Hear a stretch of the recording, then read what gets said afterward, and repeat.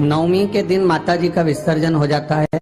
सती कथा में कही थी कि नवरात्रे एकम से प्रारंभ नहीं होते, अमावस्या की रात्रि से प्रारंभ हो जाते, इसलिए उसको कहते हैं नवरात्रे। क्योंकि नवमी के दिन माता जी का विसर्जन हो जाता है, जवारों का विसर्जन हो जाता है। व्रत करने वाले कन्या पूजन भोजन भंडारा कराकर विराम दे देते। तो नवमी की रात्रि उसमें नहीं जुड़ा पाती। उसमें रात्रि अगर जुड़ती है तो ये अमावस्या की रात्रि से जुड़ना प्रारंभ होता है, तब जाकर वो नवरात्रि पूर्ण हो पाती। पितृलोक में पितृ जैसे निवास होकर भी इंतजार करते हैं। 4 नवरात्रे हैं तो 4 ही श्राद्ध हैं। आज मौनी अमावस्या है, श्राद्ध का विराम हो जाता है और कथा अर्थात नवरात्रे प्रारंभ हो जाते हैं दूसरे दिन से।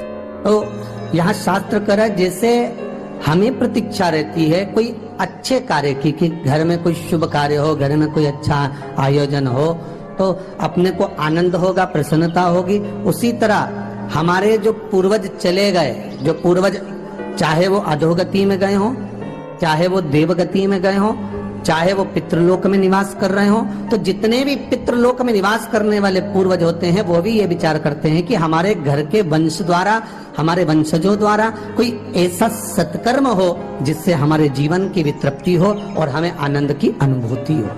और ध्यान दीजिएगा महाराज, आपको चैत्री नवरात्र का स्मरण होगा, आपको शरदी नवरात्र का स्मरण होगा, पर जो आषाढ़ में और माघ में जो नवरात्रे पढ़ते हैं इसका एक आनंद ही दूसरा रहता है। बस इतना जरूर होता है कि दुनिया के लोग वो जो 2 नवरात्रे होते हैं उसमें कलश की स्थापना भी करते हैं, देवी का पूजन भी करते हैं, अर्चना भी करते हैं, मंदिरों में भीड़ भी रहती है और खूब प्रेम से माता का जगराता वगैरह सब होता है। पर ये जो नवरात्रे हैं, 2 गुप्त नवरात्रे, इनका लोगों को स्मरण नहीं था। वो तो धीरे धीरे ये टीवी चैनल के माध्यम से कथाकारों ने, वक्ताओं ने स्मरण कराना जब चालू करा, धीरे धीरे बताना, मार्गदर्शन करना जब चालू करा, तब लोगों को ज्ञात होता गया कि कोई गुप्त नवरात्रा भी होता है, उसमें भी देवी की आराधना होती है। ये 4 नवरात्रे अलग अलग अवस्था के हैं, अलग अलग सुख के हैं और अलग अलग आनंद के।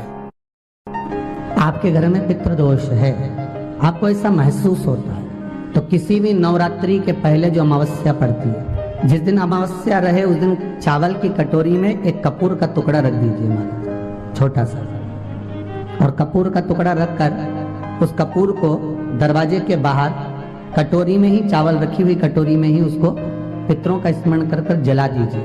और जलाने के बाद उस चावल को कहीं भी किसी भी वृक्ष की छांव में पक्षियों के लिए डाल दीजिए। शिव महापुराण की कथा कहती है अगर मान लो पितर आपको कष्ट दे रहे हैं, पितर आपको तकलीफ दे रहे हैं, कोई काम नहीं होने दे रहे हैं, या कहीं आपको ऐसा लगता है कि पितरों का दोष है, तो वो पितृ दोष देवी, अब ये जो आप करेंगे ये कब कर रहे हैं? अमावस्या के दिन आप उसको रख रहे हैं।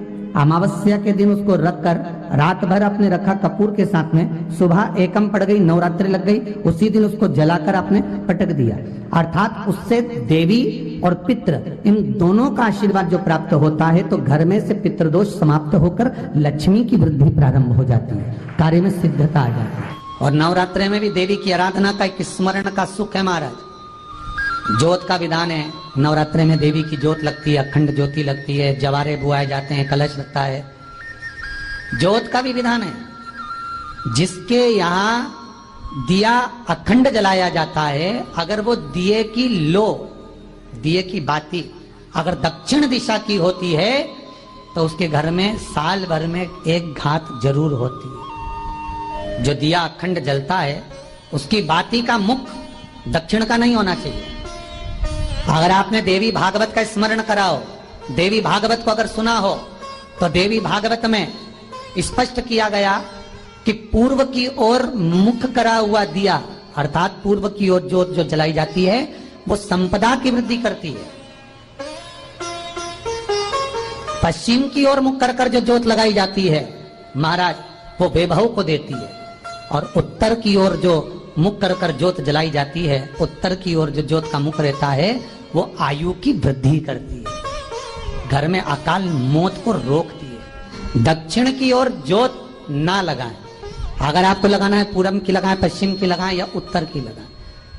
और जितने दिन महारानी जगदम्बा जगतधात्री दुर्गा भवानी चैत्र नवरात्रे में, शरदी नवरात्रे में, आषाढ़ी नवरात्रे में आदिकादिक पौष नवरात्रि में हम जगत जननी जगदम्बा की जब स्थापना करते हैं, या हम नूतन घर का प्रवेश करते हैं, या गणेश जी की स्थापना करते हैं, या कोई दुकान को प्रवेश करते हैं, या कोई शुभ कार्य करने के लिए अग्रण्य होते हैं, तो हम कलश की स्थापना क्यों करते? कलश के अंदर आखिर ऐसा क्या विराजमान है कि 33 कोटि देवता उस कलश के अंदर आकर बैठ जाते हैं? आप कोई यज्ञ करने जा रहे हो, आप कोई पोथी पुराण करने जा रहे हो, आप कोई अच्छा कार्य करने जा रहे हो, तो ब्राह्मण देवता कह देते कलश की स्थापना होगी, कलश की शोभा यात्रा निकलेगी, कलश यात्रा निकलेगी, कलश विराजमान होगा। उस कुंभ की, उस घड़े की महत्वता कहां से प्रकट हो गई? शिव महापुराण की कथा कहती है महाराज, भगवान औघड़दानी शंकर स्वयं आद्य शक्ति जगदम्बा से कहते हैं कि जगदम्बा तू क्या चाहती है बोल। तो जगत जननी जगदम्बा कहती है कि जहां मैं हूं वहां शंकर है, ये आपने कह दिया, पर जहां शंकर है वहां पार्वती का होना जरूरी है। उसके लिए सिद्ध करने के लिए एक स्थान ऐसा बनाया जाए जहां पर शंकर विराजमान है और शंकर के साथ पार्वती विराजमान है। तो शिव जी ने कहा पार्वती, उसके लिए मैं तुझे एक सुंदर कलश का निर्माण कर देता हूं। अष्टमी के दिन कन्याओं का भोजन कराओ या नवमी के दिन कन्याओं का भोजन कराओ, पर देवी भागवत तो कहती है, देवी भागवत तो वर्णन करती है कि पहले नवरात्रे से लेकर